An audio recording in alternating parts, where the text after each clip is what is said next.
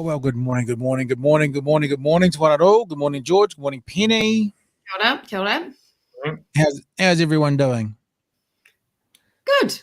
Yes, the change of seasons is starting to be felt. My husband's pins in his legs are starting to ache slightly, which we know is the change of seasons. I thought you were going to reference daylight savings there for a second, Penny. I know it's your favorite thing to talk about, but I'm surprised how much daylight savings has knocked me around. Actually, this is the one that you normally kind of go, you get an extra hour of sleep, but I thought we could have a debate about it today, Penny. What do you reckon? Should we debate daylight savings? I'm so sick, as you know, of daylight savings debates. I'm over it. Twice a year we trot out all the same opinion pieces and stories, and I'm like, and that's just a marketing thing. Tiana time is a marketing thing. So we thought we'd do this for you, Penny. For people who haven't heard, Tiano is going to never go back. They're going to stay on summertime forevermore, apparently. So they've moved to summertime with us, wintertime with us. Hang on, summertime with us? I can't remember. Oh no, they're with us. They're going to change and they never move back. So Tiano has decided that they're going to have their own time zone, and I thought that you'd be an insightful and gifted person to maybe speak to this, Penny. Maybe. Well, I heard your views about the fact that it's Auckland centric. What is Auckland centric? North Island privilege.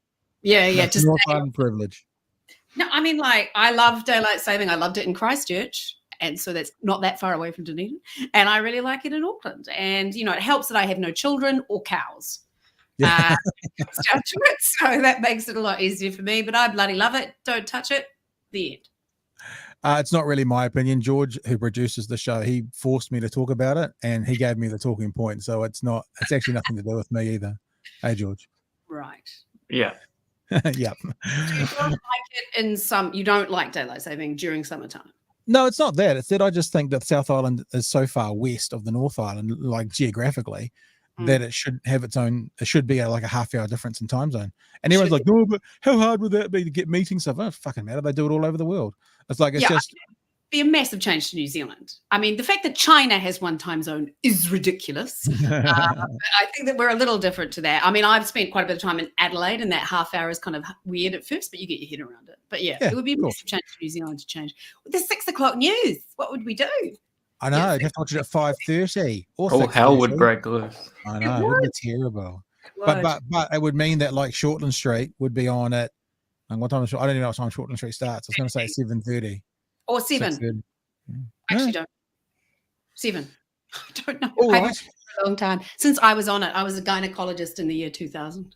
I played 3 different parts on Shortland Street, and the funniest thing ever was I played like the removal guys.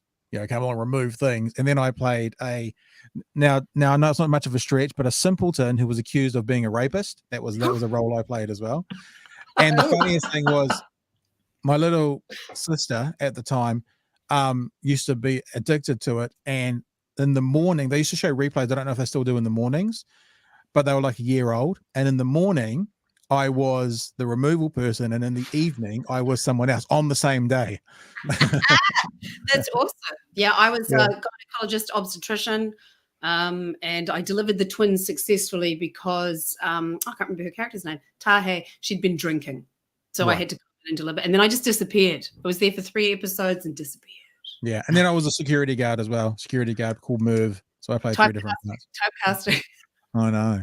Hey, we have got an interesting show today. We're talking to Dr. Marnie Lloydd shortly. It's a pre-record, and Penny, you haven't seen this yet, so you get a chance to check it out for the first time and then give us your critiques of it. She is a lecturer in law.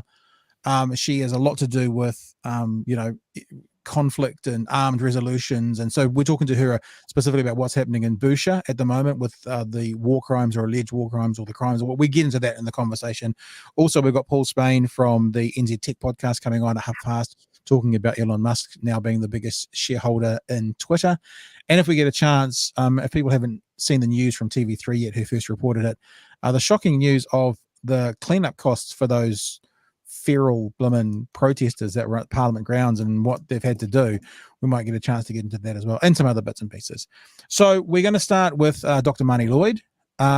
We will be back after that to be live again. You enjoy this part of the conversation now, and George and Penny will catch you in a little bit, but let's kickstart the whole thing with Dr. Marnie Lloydd from Victoria University talking Russia, Ukraine, and war crimes.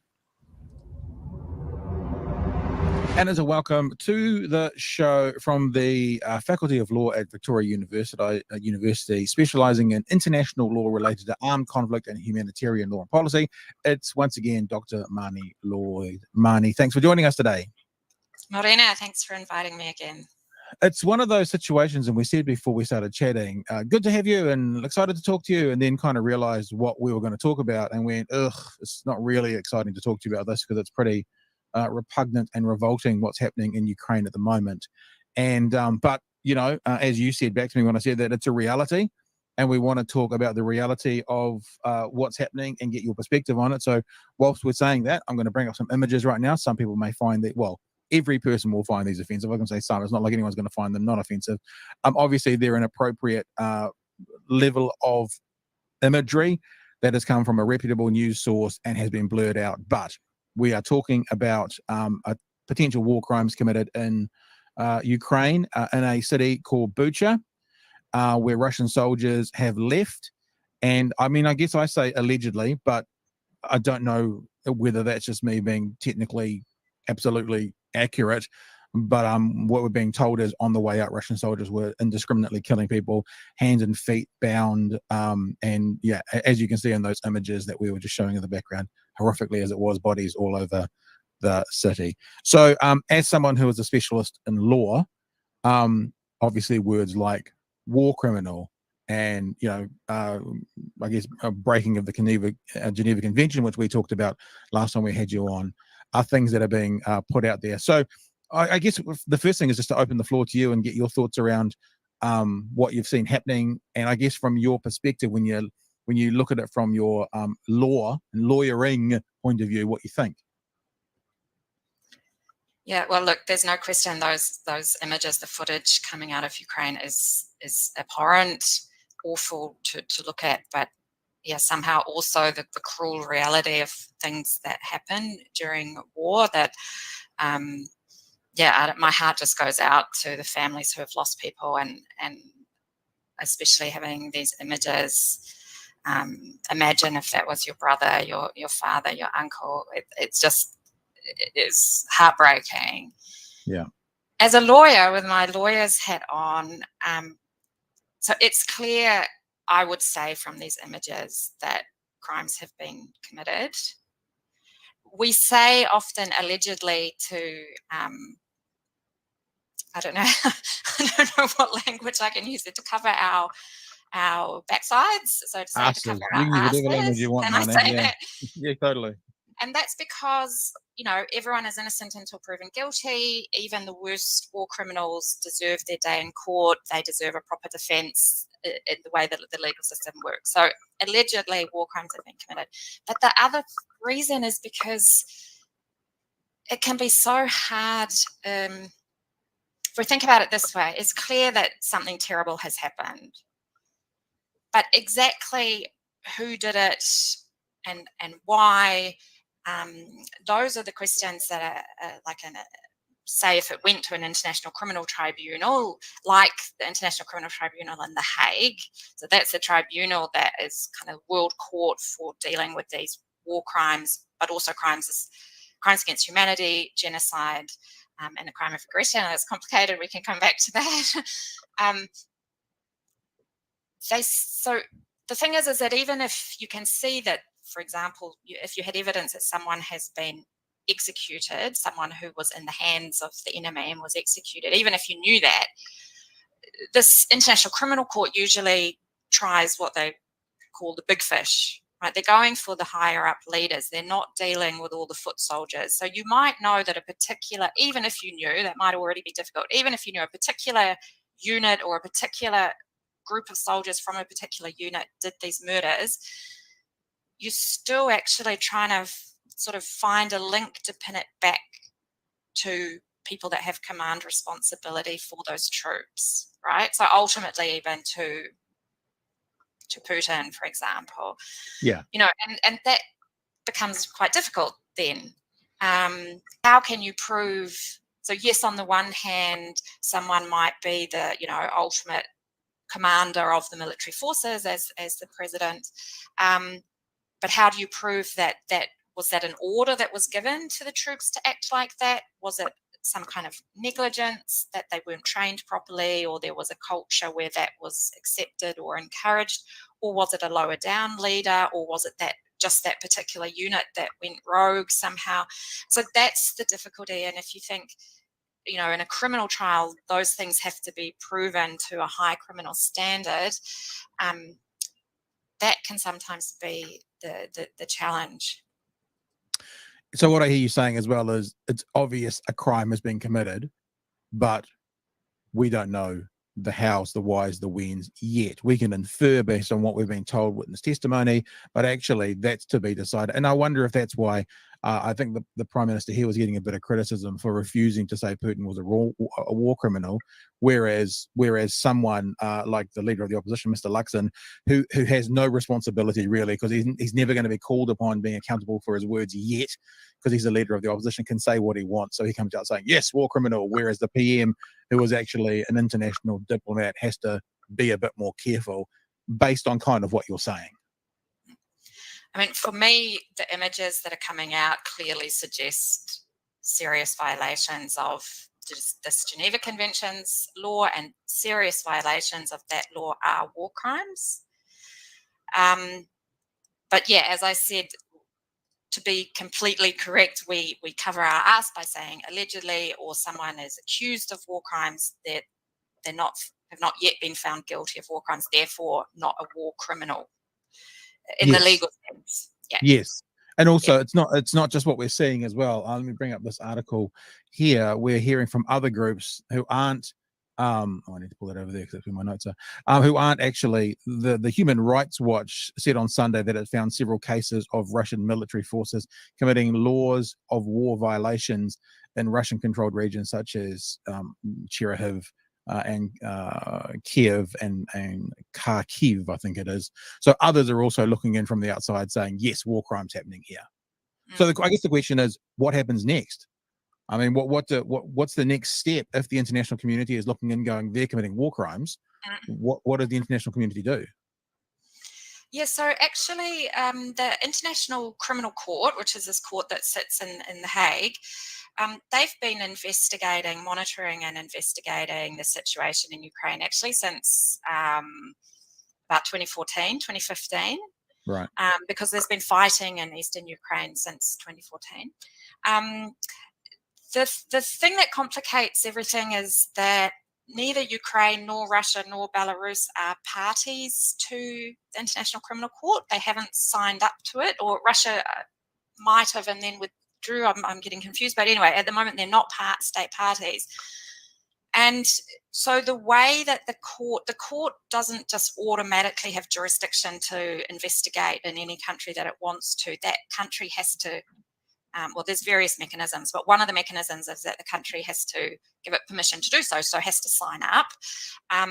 Or in this case, in the case of Ukraine issued a declaration that gave the court jurisdiction to come and investigate things that were happening on its territory. So that's given the court the ability to investigate.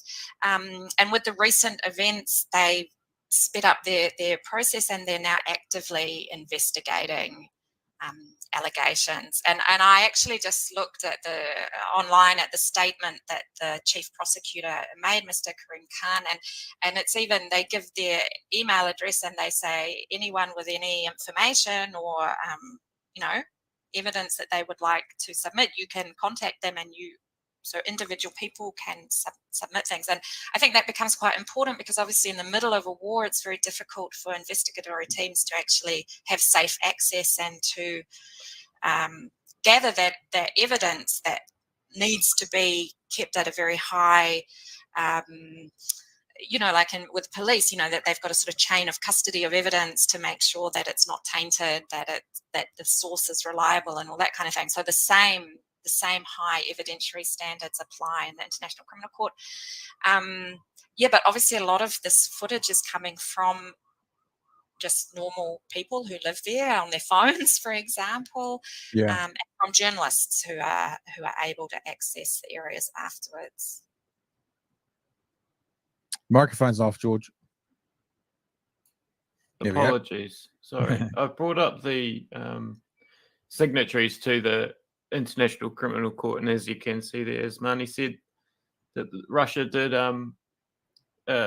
withdraw eventually, along with the states, which is interesting in this regard, right? Because we had Biden saying that Putin is a war criminal, which was quite full on language, right? Marnie, I think. Yeah. Oh, sorry. Go ahead. No, go ahead. Oh, I was going to say, how can we sort of look to other times where the International Criminal Court has come in to conflicts? You were saying before we started that Darfur is finally getting started, the conflict in Sudan. So what's that, like 20 years or something like that, early 2000s, the Darfur conflict?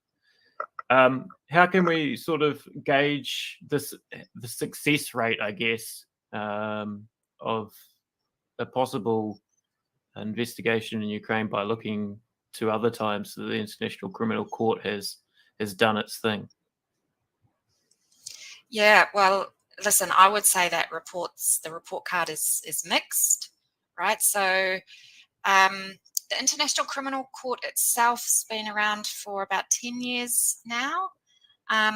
They've had a number of cases related to situations in different countries in Africa, mostly, and that's also sometimes why they're criticised for working mostly on African contexts and not others.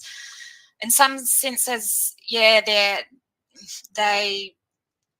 can be some challenges for them in terms of having jurisdiction over certain countries. So as you rightly pointed out, not all countries are parties, so including the US. The US has not signed up to the Rome Statute for the International Criminal Court.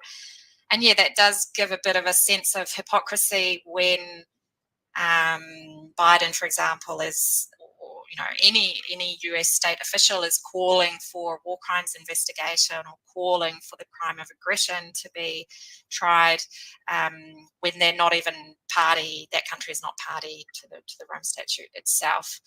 I think one could easily argue that if a state really wanted to support international criminal justice and the so-called fight against impunity, one very easy step would be to sign up themselves, right? So that's one thing. But the other thing is that these things really take a long time. And what's happened in the past is before the International Criminal Court was up and running, is that separate standalone international criminal tribunals were set up, for example, by the Security Council. So there was a International Criminal Tribunal dealing with situations from the wars in the former Yugoslavia, also for the genocide in Rwanda. There's been special kind of hybrid courts that are partly national and partly international for in Cambodia, for example. And things really can take a long time. The Criminal Tribunal for the former Yugoslavia, that worked for about 20 years or so. So it's a big decision to set up a separate tribunal. The other challenge here is that because we're talking about Russia, and Russia is P5 member of the Security Council, using the Security Council, which can make binding resolutions, sort of falls off the possible menu of options, assuming that Russia would just veto anything in that sense. I guess I was wondering as well, what's the bar? What's the level of atrocity to war crime to, off to the Hague? Because we talked last time about, the Geneva Convention, and it appears to me, in my ignorant kind of take, that you don't really get war without sort of breaches of the Geneva Convention, because at some stage a hospital gets bombed or whatever. It seems that it happens all the time. Yet it seems in this instance we're hearing, and I'm not saying we shouldn't be, but we're hearing, war crimes. We're hearing the Hague. We're hearing all these words, and why don't we hear that every single time any kind of atrocity or breach of the Geneva Convention or international law or war crime actually happens? Yeah. Well, I mean, the sad reality is that these laws are violated all the time in armed conflict, and often with no follow-up, right? No criminal procedure, no compensation for the people affected, no nothing. The way the system works, for better or worse, is that states parties to the Geneva Conventions, which is all of them, more or less all of them, when they sign up to the Geneva Conventions, they're committing to respect that law themselves, but also to ensure respect of that law by anybody else in whatever reasonable means they can use to do that, to persuade them or to, and it's what these countries have been doing, right? They're expressing outrage, they're calling for an end to the war, they're calling for prosecution. So those sorts of diplomatic statements are part of this sort of pushing for the law to be respected. But in terms of actually investigating and prosecuting crimes, the system, for better or worse, is decentralized. So it needs to rely on the states actually doing that themselves. So they actually have a duty under the Geneva Conventions that if there's allegations of war crimes that have been committed either by their own armed forces or by people on their territory, they must take all reasonable efforts to investigate and prosecute it themselves. Now, then the reality is that during the middle of a war, it's very hard for them to do that or to do that properly. The other reality is that countries are not always willing to investigate and prosecute their own armed forces. So New Zealand has done that, for example, with the Operation Burnham inquiry. Australia has done that with the Brereton report. So countries do that, but often they're more hesitant to do that for their own troops. But the way the system is supposed to work ideally is that countries themselves would do that, and sort of for the, let's say, the lower level, for the actual troops on the ground. And the International Criminal Court is supposed to be the kind of backup shop for dealing with the most horrendous crime. So as you say, like the higher level, the worst atrocities, the most serious atrocities, it doesn't have capacity to deal with every lesser allegation, however serious those allegations actually are. So it's designed to deal with the most serious, but also the most serious that the other countries are not investigating. And that's actually a requirement before the ICC can take the case. It has to show that the country itself has not been taking appropriate action. I mean, I was also, I'm sort of amazed that I was reading an article yesterday and I tried to find it, but I couldn't find it to bring it up in the show, but that actually how matter of fact Russia is being at the moment about around this area of Bucha, the idea of the atrocities that have happened. And then the article I was reading was like, Russia have decided to stop attacking in the northeast. They're now just going to attack primarily from the east. And I'm like, hang on, they're actually kind of going, this is what we're doing, and we are invading the sovereign land. And they're just being blatant and blunt about it. It kind of was the thing that surprised me most at all, that they're now not talking even about where freedom fighters coming in. They're like, we couldn't get incursion from the northeast very well, so we're just going to come in from the east. And it was written in a way that this is the plan and this all makes sense. And I'm like, this doesn't make any sense at all. It's a bizarre thing we look at. Marnie, look, we're going to need to leave it there because you've got things to do and we've got things to do. But as always, and I'm sure George is going to be the same, we're at the end of a conversation. We could go for another 20 or 40 minutes. So we are going to want to have you back again. And thank you very much for your perspective and insight into this, especially from your aspects of being, an expert in the law and helping us learn a bit more about what it means. Because I think a lot of people have that question, why now war crimes? Why not, X conflict or X conflict or X conflict. So it's good to understand. So Dr. Marnie Lloydd from the Faculty of Law, University of Victoria in Wellington, thank you so much for your time. We do appreciate it. Thanks very much. Take good care. There you go. Penny, any thoughts? Oh man, so many thoughts. I mean, I just thought that was so true about the USA not being a signatory and yet happily calling people war criminals, etc. You know, compared to Jacinda Biden throwing that about, and when you're not even prepared to sign up for it to you, like, how do you have any sort of authority? You know, and that's what, and also a lot of people are like, oh, you know, why are we caring so much about this one when we didn't care about other conflicts? But then there are other ones like, I don't know, a lot of them were like Syria is a civil war, you know, and things like this. But this is an actual naked aggression across another state, which is exactly what, you know, the US did in Iraq. So hello. Yeah. This is the same. And for you to be saying that, you know, and that was a false pretext too.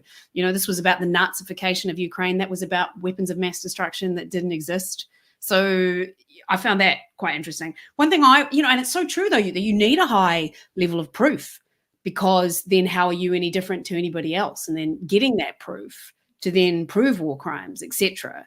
And it's not a quick process. Like that's not going to happen, you know, really quickly. And I was watching the news last night and they talked about the fact that regime change is often the thing that brings, so new people come in to take over, like in former Yugoslavia, who are happy to bring people forward to be prosecuted. But, you know, is that going to happen in Russia? I'm not really sure.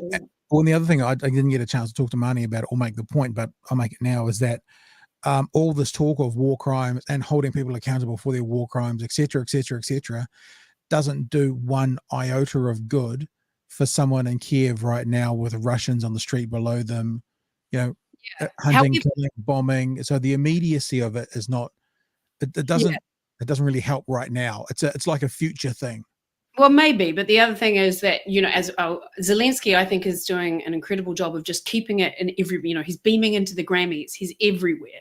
And so when we see such horrendous things like rape used as a weapon of war, makes me want to smash people apart. Like, I get so angry with that. And just that, those, you know, killing fathers who are looking for bloody gas, etc., in front of their children, that sort of stuff, just to hear about that may motivate, you know, even though it's like, it's more warmongering, but sending more weapons, sending more aid. So there could be a motivation that way to keep it front and center everybody's mind, to not forget about them. So I think that's got something to do with it. It is interesting him saying things like, it's the worst war crimes since World War II, which I also don't agree with. But, you know, you don't want to start stratifying. That's the thing. As soon as you start doing that, it's like, well, you know, Rwanda was pretty bad. Sort of more internal, but you know, Pol Pot, he was a bit shit. So it's, you know, like the killing fields, etc. But maybe it's that internal conflict thing versus actual naked aggression. But anyway, it's wanted to show something as well to do with what's happening in Ukraine. It's like how people are fighting back as well. 2 Russian soldiers dead and 28 in hospital after eating poisoned pastries from Ukrainian villages. At least 2 Russian soldiers died and nearly 3 dozen were taken to intensive care after eating poisoned pastries offered by Ukrainian villagers, Ukraine's intelligence says. Residents of a village near the town of Izium reportedly, quote, treated, end quote, the troops of Russia's 3rd Motor Rifle Infantry Division to a traditional kind of pastry, like a Cornish pastry, but over there. The village was recently became an epicenter of fighting as it sits on the road between the separatist-held areas and Ukraine's second largest city of Kharkiv. The Ukrainian military intelligence described the incident as an ingenious way to offer resistance to the occupying troops by all possible means. So, I mean, it's I don't know if it's worth, do we laugh about how they tricked them, but you're still talking about war and people dying and people, but the locals are finding ways of pushing back or fighting back, even if it involves a tasty pastry. Yeah, it's funny, you know, you say, do you laugh? It's like you become so inured to things. It's like, you know, when our first death from COVID, everybody was like, oh God, this is awful. And now there's so many every day. And that's the thing with human beings. We get so inured to things like that. But it is reminiscent of the French, you know, resistance, etc. That sort of thing, that stealth attack. You know, and how can you blame them? Absolutely. Yeah. I wonder as well how the Russian, and this is really just based on historically where some military forces haven't been very well fed. And they always say an army marches on its stomach. Yeah. I wonder in this situation how the Russian soldiers are being fed and looked after. So maybe, because I would think that there should be a pretty much an order: don't take food from the enemy, because what do you think they're going to try and do to you? That maybe their own leadership is not helping them and putting them in these situations to then take the food because they're hungry.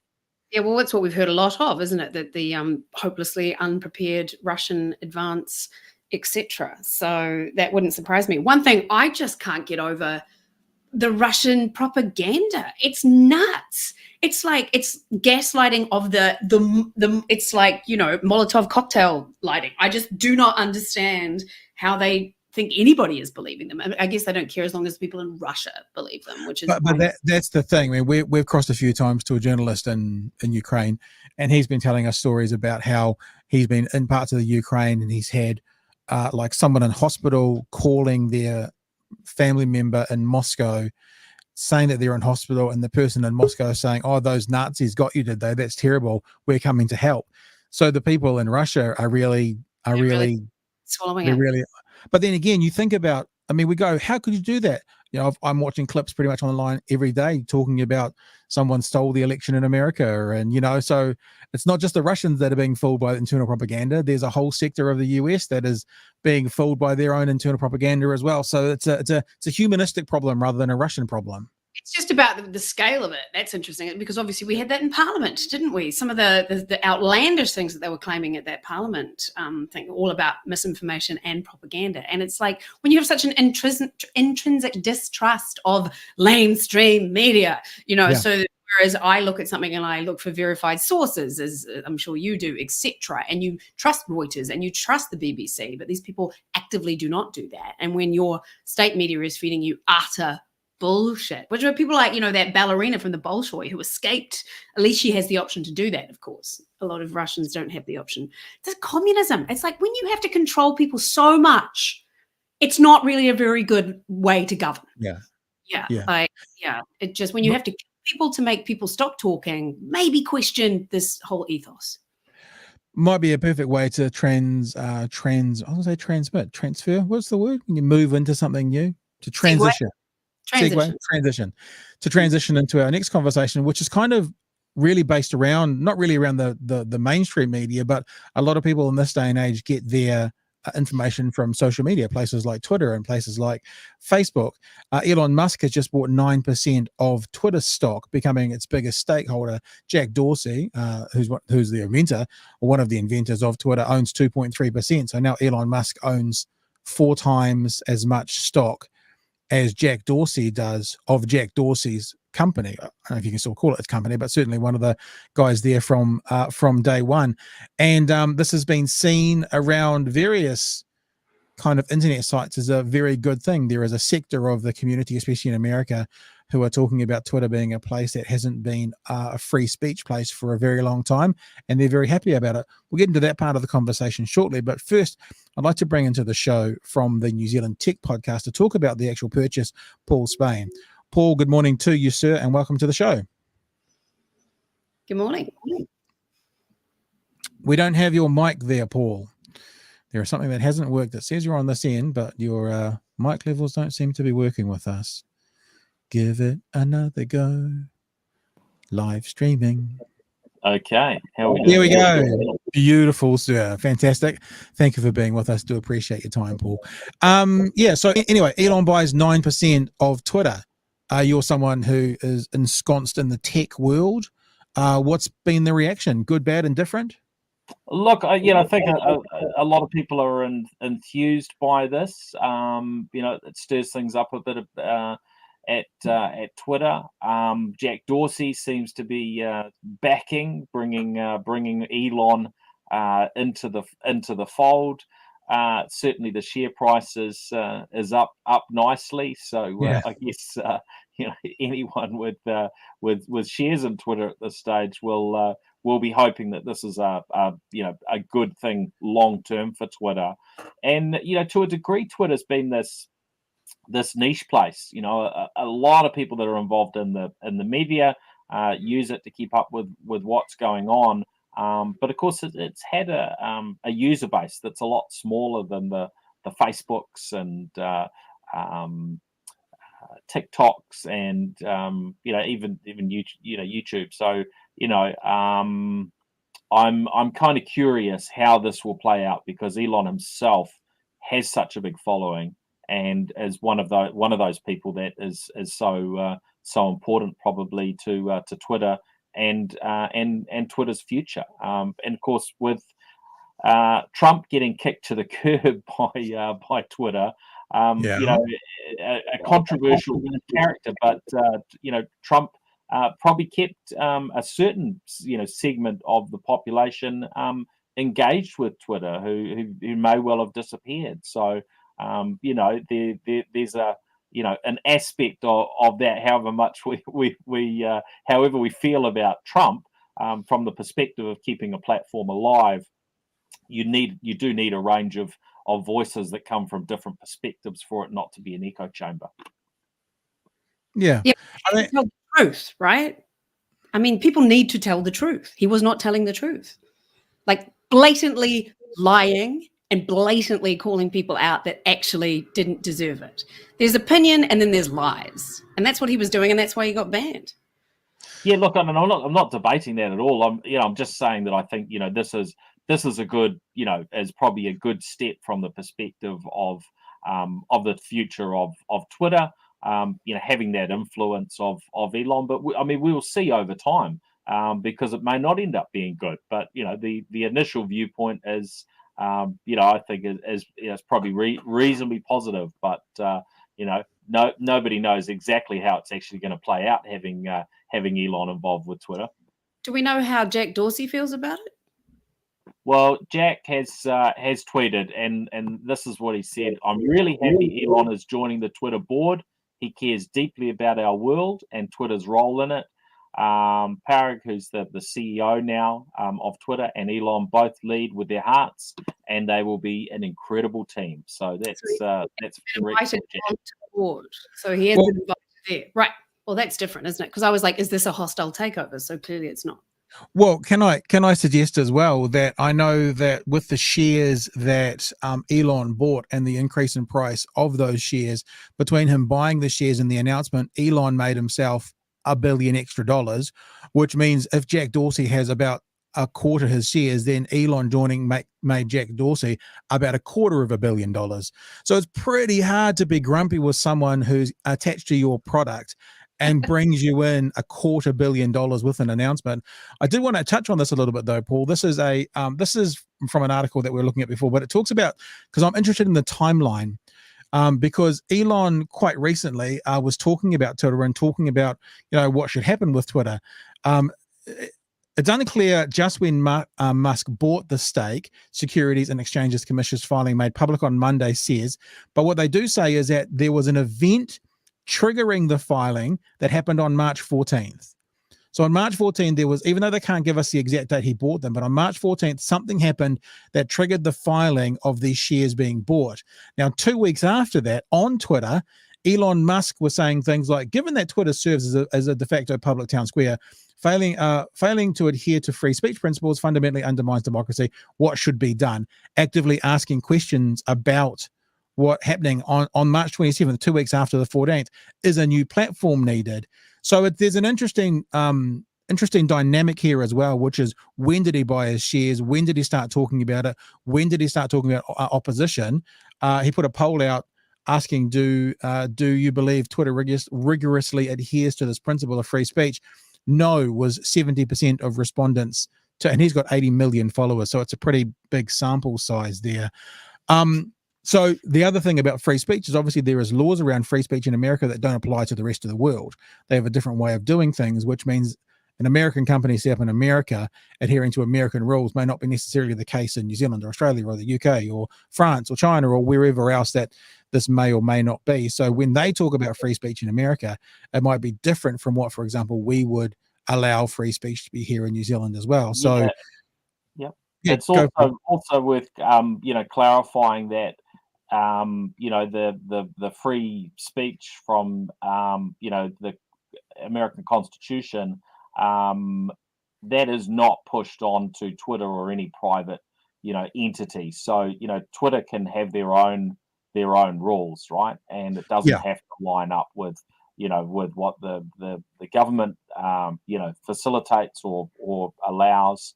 And I guess that's probably what's being asked about here.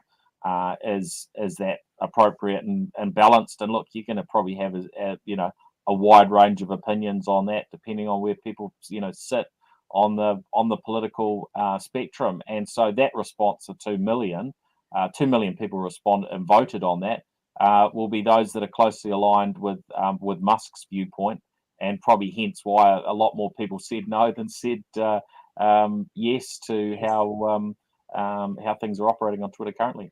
I didn't actually realize, because the way Americans trumpet their free speech thing all of the time, I just assumed that those laws did extrapolate out. Do you think the average American knows that corporations can make their own? It feels like not to me. Not as much. Yeah, they're not as much. I mean, there are things, and I think it's the same with laws anywhere in the world. There are some things you do have to adhere to. Like, you couldn't ban someone from Twitter because of their ethnicity. That would be against the law. But so there are still some laws that every company needs to come under when it comes to discrimination and stuff. The question is, and then also the question that Elon was asking, and lots of people have asked, is that when these social medias become the place for public discourse, should they therefore come under more of a public entity, even though they're private companies? And that's the conversation that I think all social medias are having at the moment. Would that be fair, Paul? Yeah, look, it's a really hard thing because, as users, we see these platforms as a public service, but of course they're businesses. They're there to make money. And, if they put a foot in a direction that the majority of users dislike, then a platform can be cancelled, overnight. Now, we're yet to see a platform get cancelled probably overnight that I can think of, but what we see is a progression, and Facebook is where we see that, right? Where their numbers haven't been tracking particularly well over a period of years, up to the most recent stats where when investors realized, hold on, this trend is really, really real, and their share price dropped. Now, I think investors there weren't actually watching what was going on because it was just a trend that had been going on for years. The one thing about all of his statements, though, there is absolutely no mention of, radicalization and hate speech and how things like that led to like the storming of the Capitol, all that sort of stuff. There's absolutely no reference to any culpability around that sort of thing. So doesn't that feel lacking? Do you mean the statements by Elon Musk? Yeah, Elon Musk is not taking any responsibility for social media's culpability in radicalizing a lot of people. Well, I guess in fairness, I know I can't speak on behalf of Elon Musk, even though, I've got lunch with him next week, but I can't speak on behalf of him, is that he's been there for 5 minutes. So let's give him a chance to see what he comes out with, to see what he can change. Yeah, but that's why the freedom of speech curtailment has happened, is because of that. So you can't talk about that without referencing why. I don't necessarily agree with that as an absolute. I think there's lots of examples of people being booted off Twitter, for example, without breaching those freedom of speech or without breaching those criteria, yet they have breached Twitter rules and conditions, terms of conditions, whatever. Because the thing with freedom of speech, and this is maybe moving into a freedom of speech conversation, is you either have complete freedom of speech or you have no freedom of speech. So I think what most countries have is some freedom of speech. The classic example of if you tell a leader of a country you're going to commit, you're going to kill them, your freedoms of speech gets curtailed quite quickly. So you don't have freedom to say everything, but the question that's going to be asked constantly is, where is that line? I mean, you have the right to offend someone, yeah. Do you have the right to use language that's going to bring direct harm to them? No. And then what is that? I mean, we've been told in this day and age that some people are saying, words of violence now. And if that's the case, how does that come to committing a violent act against someone across Twitter? So I actually think this is a bigger conversation to do with what we're doing in society at the moment. And we're in the middle of that conversation. So I think it's going to be a bit muddy. But basically, freedom of speech is kind of the freedom to lie as well as tell the truth. And I'd hear more to that side of the conversation of, I think more speech and more good speech is better than stopping all speech or stopping speech that is wrong or disagreeable at times if I was to adhere to one camp or another, which is difficult. And you have hardly ever been the subject of a whole lot of it, really. I mean, I know that you think that you can claim your fatness and all that, which you've said before. I'm not just throwing that out. Really? I'm shocked. I'm going to be cancelled now. I mean, you've used that before. I'm not just. I've had death threats. I've had things when I was working at ZB. I've had death threats turn up to my house. You know, I've been a sufferer of it.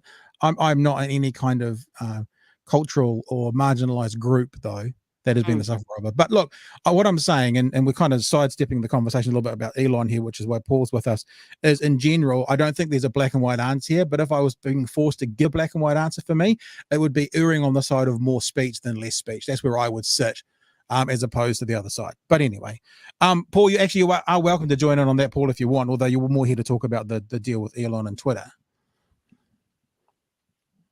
Look, I think these discussions are really hard, and that you can quickly get into all sorts of debates around, well, what is a lie and what isn't.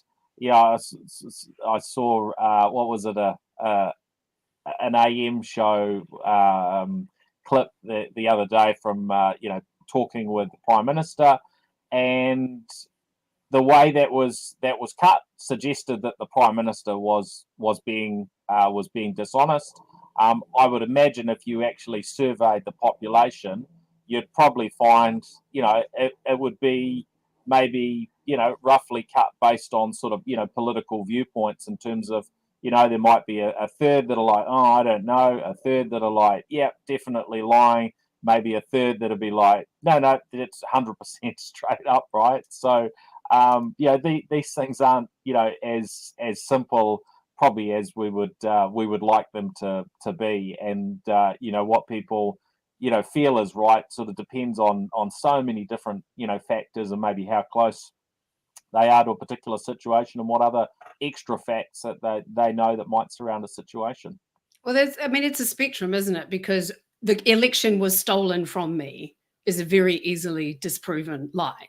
So yeah, I mean, and I think, I don't know. And that's social media has been reacting to all of this sort of stuff. And sometimes it swung too far. Like I was telling Pat once, I got banned or I got a warning on Facebook for saying chink in the armor.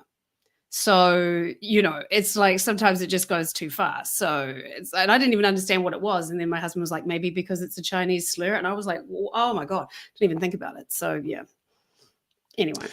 I see Elon still talking about what to do with it, and I think this was a tweet that just came out today, which is quite funny as well. I quite like what he's done with it. Do you want an edit button?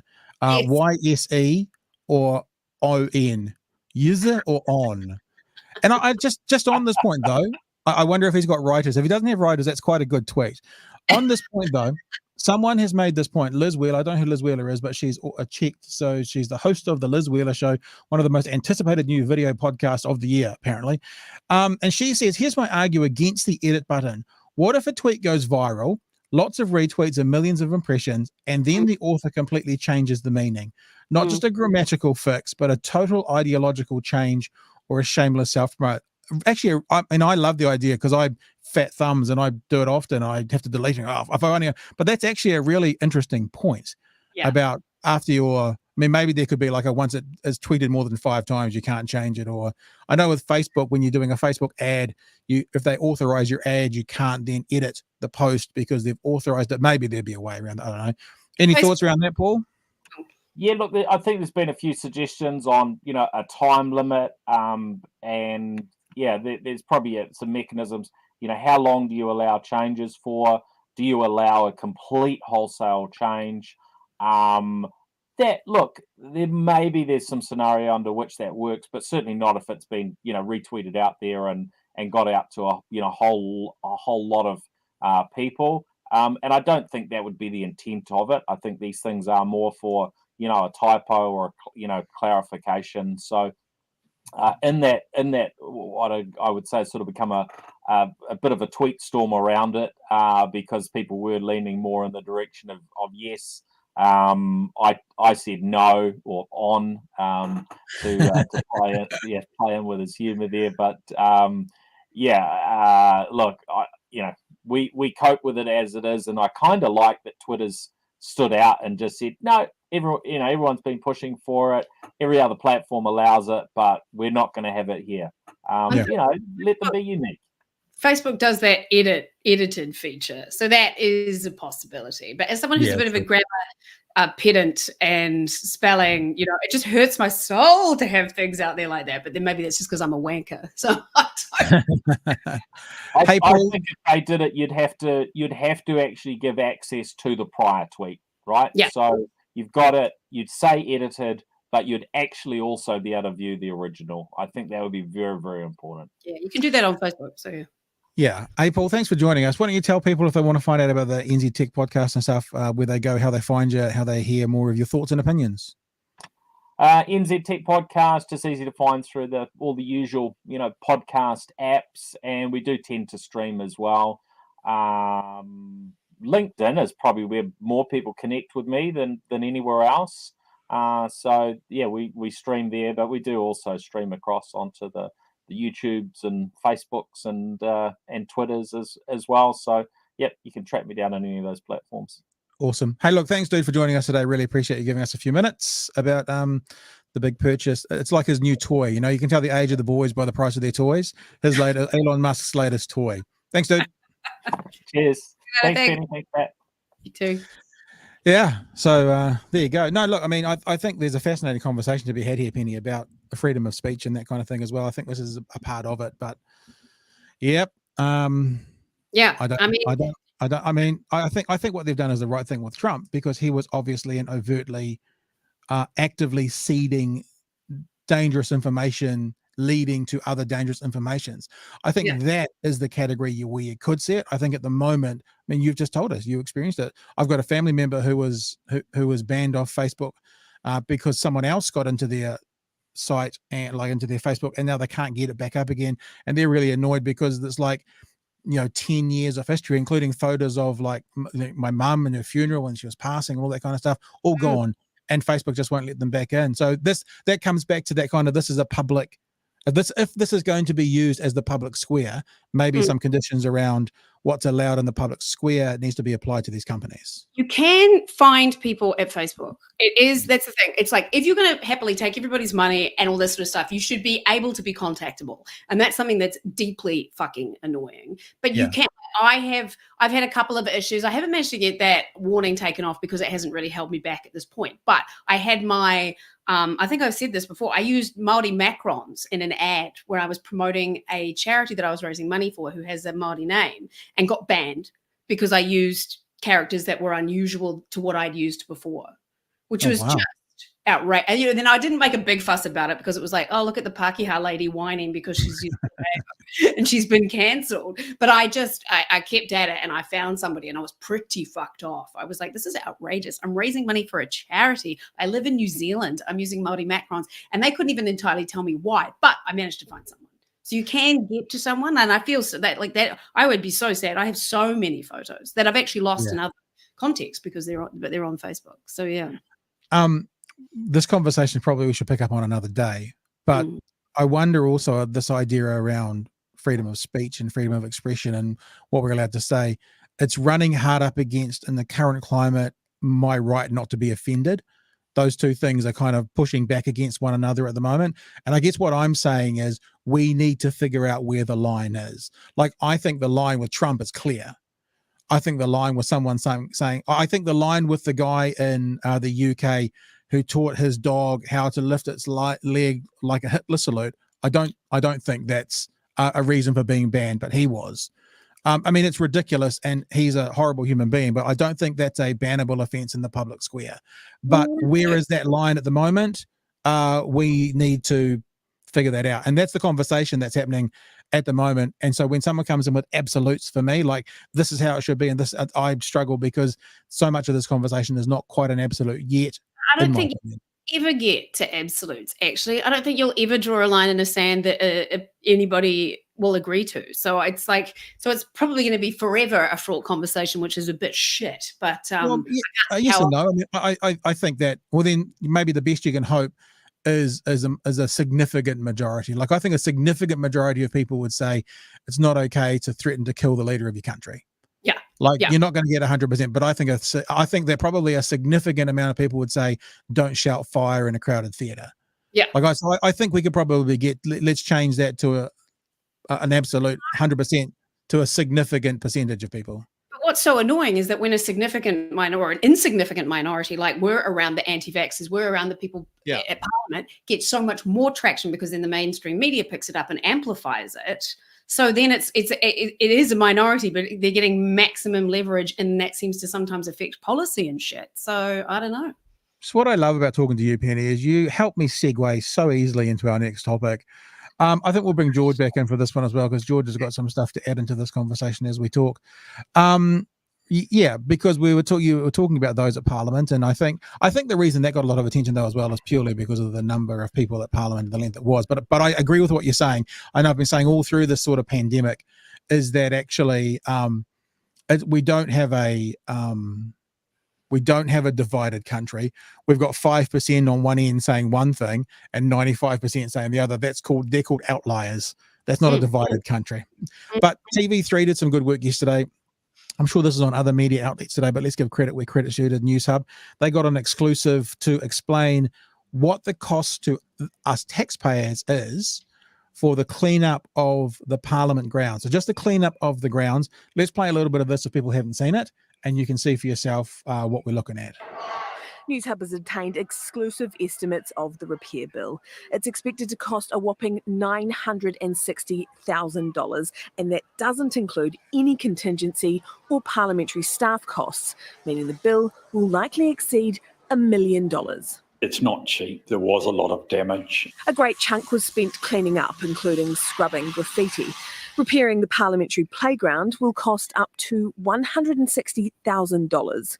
Resewing the lawn alone comes with a price tag of $120,000 because it was so gross they had to dig up and relay the topsoil. Rodents, rats, feces in the hay. It was all really, really awful. So there you go. So the cleanup is now started and it's ongoing. $1 million. I mean, I do often think, and this is not to belittle the costing or talk about any kind of controversial things, that sometimes when you are charging a government industry, you tend to add a zero. So maybe maybe that's an inflated price, but it's still what they're paying. Same thing. It's like the wedding industry. As soon as you say it's a wedding, everything triples. Apart from the celebrant, I'm very reasonable. I'm very careful, though, to be too critical of this, because if it was a protest that I supported for the right reasons and there was a big cleanup bill, I'd be like, well, that's part of the cost of, democracy and protest.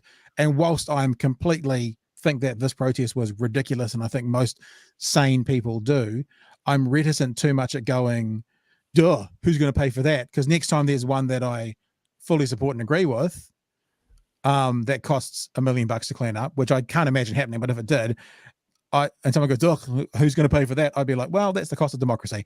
So I kind of want to highlight it and then let people make up their own mind, but it is a significant amount of money.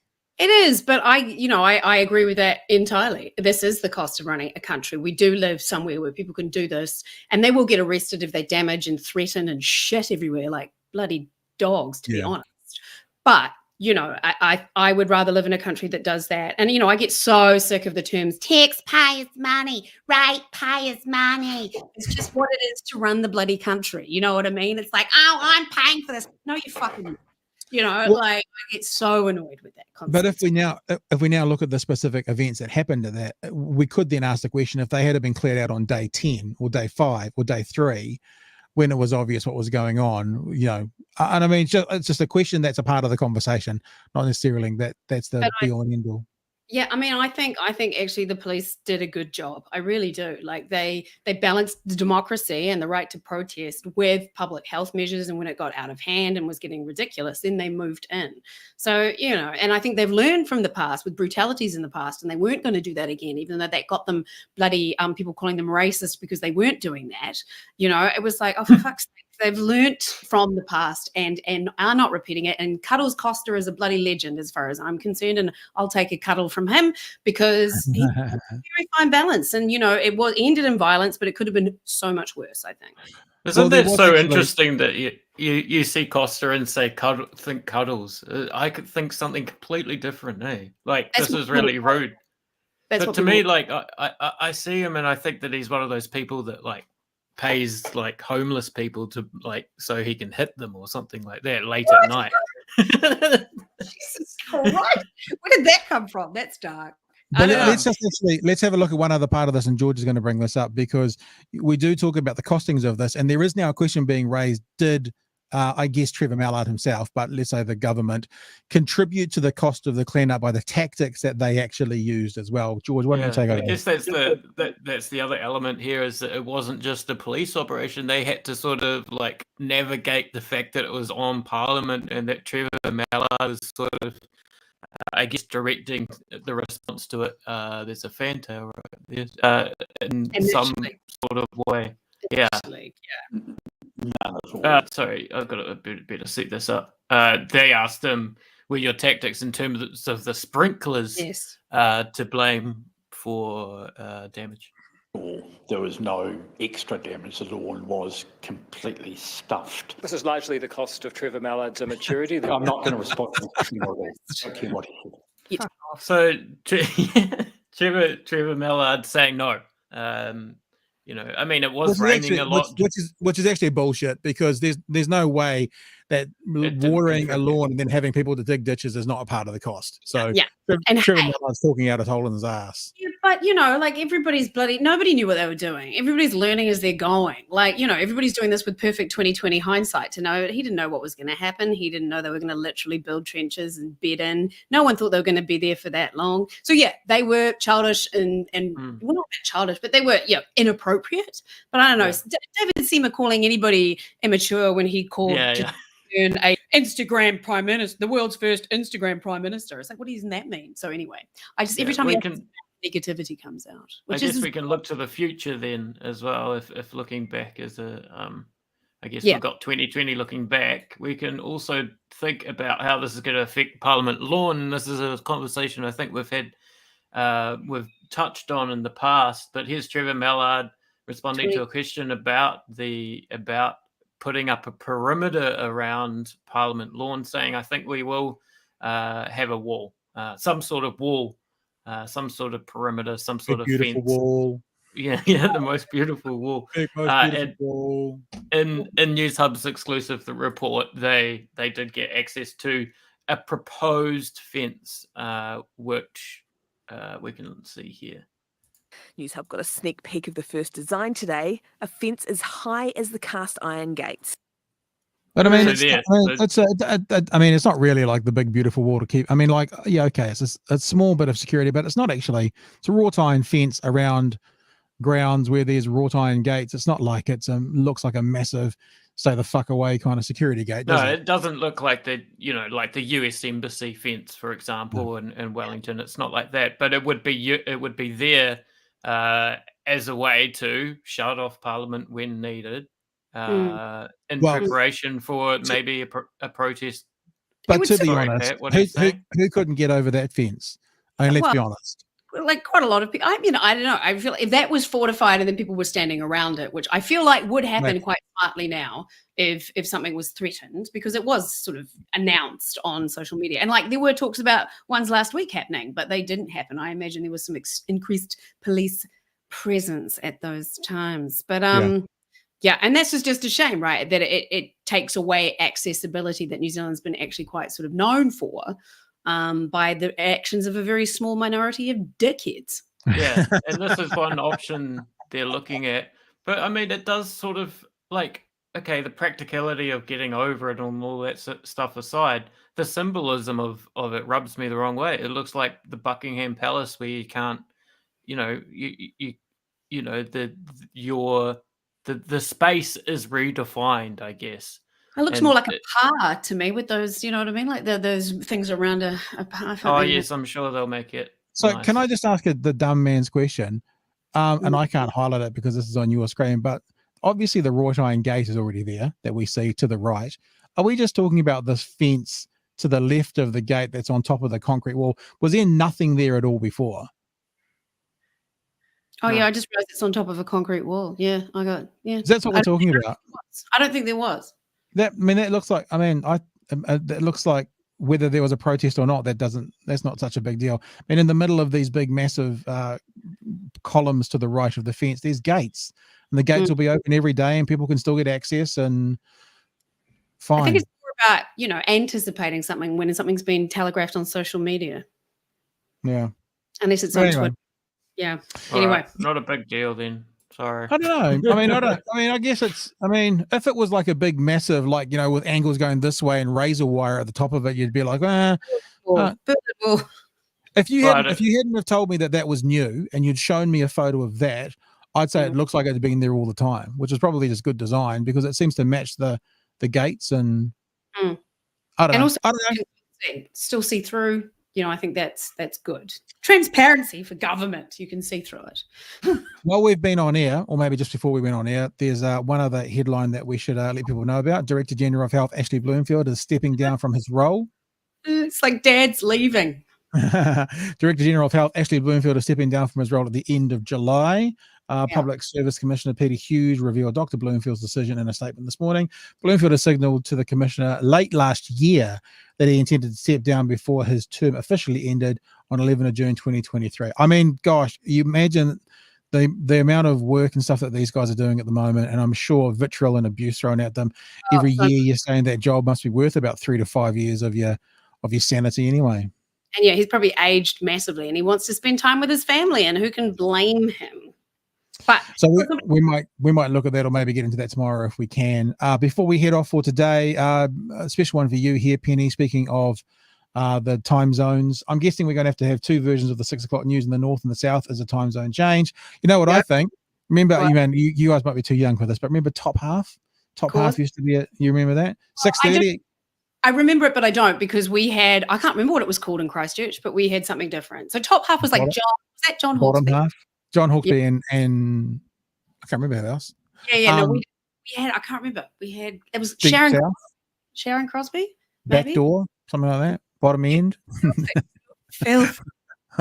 But we could, imagine that. Imagine, okay, so we're going to change by half an hour, and then whichever the way it works, for the half hour before the 6 o'clock news, one part of the country gets their local news, and the half an hour after the news, the other part gets theirs, and it all works out, and everyone's happy at the end.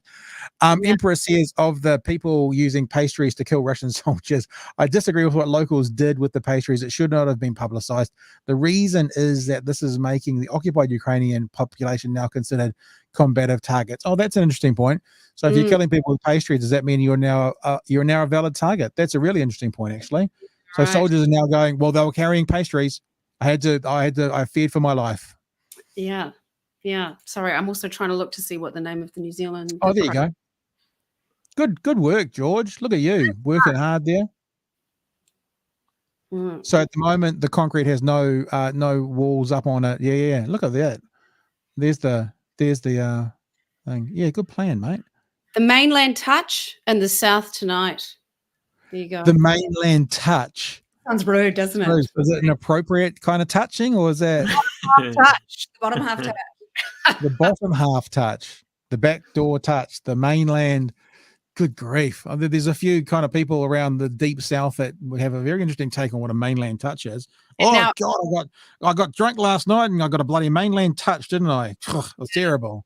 Imagine if they say Waipunamu, nobody would have known what that meant in the 80s, but thankfully that's changed. I think we better go before we get banned for saying something that we shouldn't be off various platforms. Hey, Penny, thanks for joining us today. No worries, mate. Always a pleasure. And George, thanks for all your work in the background. These things we'll chase up tomorrow, and we'll look at. We're supposed to have David Seymour tomorrow talking about Māori co-governance. I'm glad. It's booked in. We're supposed to be having him. I've 3 times before I've said coming up tomorrow isn't, every time people have cancelled. So we've got David Seymour actually already booked in to talk about Māori co-governance. Politicians, they like to cancel. Yeah, especially politicians. And hopefully we're going to have someone from the Māori Party as well. And I think one of the leaders of the Māori Party said today that the pension should kick in for Māori at 57 to do with life expectancy. Yeah. So we might have a look at that again tomorrow as well. But that's it for us for today. Thank you, Penny. Thank you, George. Thank you, everyone, for joining in and being a part of this today. And until we see you all next time, hooroo.